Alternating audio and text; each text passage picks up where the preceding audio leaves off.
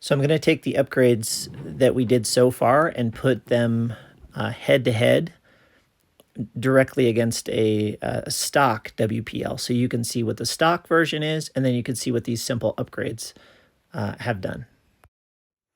Okay, so just going to go through a quick overview. I'm not going to take long on this. So this is what you've seen built up to so far, right? And you saw how we built these. You saw how we built these. You saw how that piece all came together. Right? Now you say, well, Donnie, what is this going to do for me now that I got these boots on here? Okay. What are these boots going to do? What do these springs do? Well, these springs tighten this up to a point where it actually feels a lot more stiff.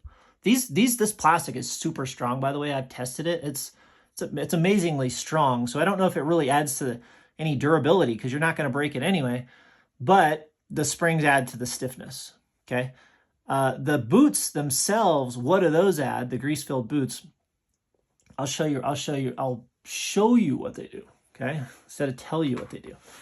So here's the completed OB1, okay? Now look at how much play I have here. None. And if there's any, it would be about the same scale as a real truck based if this was all steel, okay? So it gives you steel. Okay, look. Okay, and the steering, nothing, maybe a little in the steering dampener, of course, you have, the cushion, but that's what that's there for. I could probably tighten that up too, take that out. Okay, now I don't promote stiffness, I promote tightness. Tightness means that it doesn't move, okay, unless it's supposed to. All right, let's keep this quick. Now, here's the stock version. Here's, if you don't add that on, here's how you would just get it out of the box, $34 kit. Look at all that play.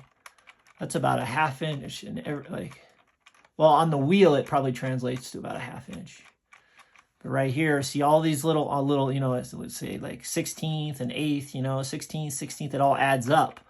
And look, it makes the tires steer, so you're losing your performance as well.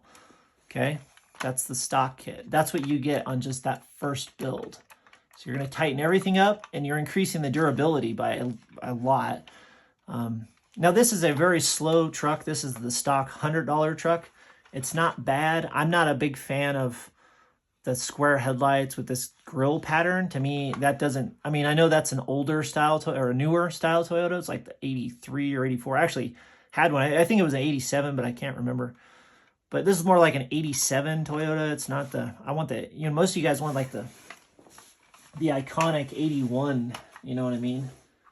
This is what you're looking for right here when you look at Toyotas, right? That's what you're looking for, I believe. All right. See, with the 4 and then the round headlights. So when you're shopping, this is a $34 kit right here. Now, let's see, I got a little more time, so I will say, okay, a few mistakes that I made on this that I'm not going to make with the build that I'm showing you. Okay, this is the first one. It was kind of experimental, but okay. So right here, there's no play in anything, right? Except right here in this little hub. Okay, see that up and down right there? See it up and down, and then right here, there's a little in that. Okay, so I got a little play right here at the end. Nothing, no other play, but right here in the end.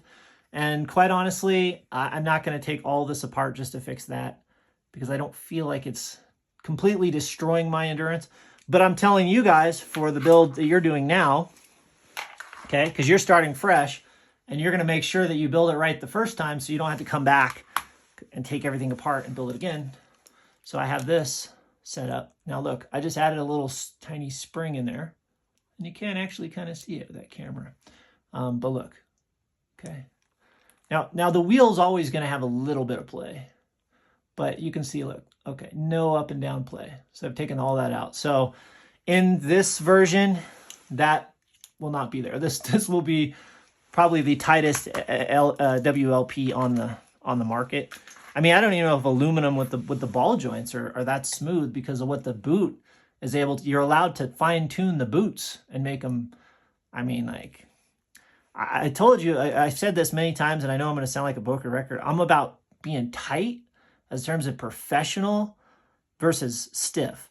If there's one stiff joint, that's going to change the performance of the whole truck.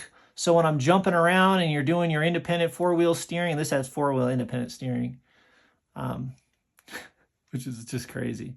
When you're jumping around and if it has a little bit of tightness there, even a little bit of looseness, I don't even like that.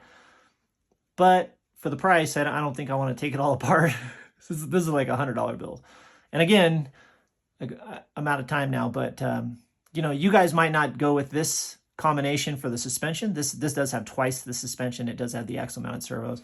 You might just go with one upgrade, one of the OB1 upgrades, which is these boots. And that's all I'm showing you here in this video, really, is what the first upgrade will do for you in terms of your play. It will turn your $34 WP into a very tight, you know, nearly professional scale cruiser. The only thing you'd probably need is just the motor upgrade, which is like $20. And then, of course, you got to get whatever else comes with that. So, all right.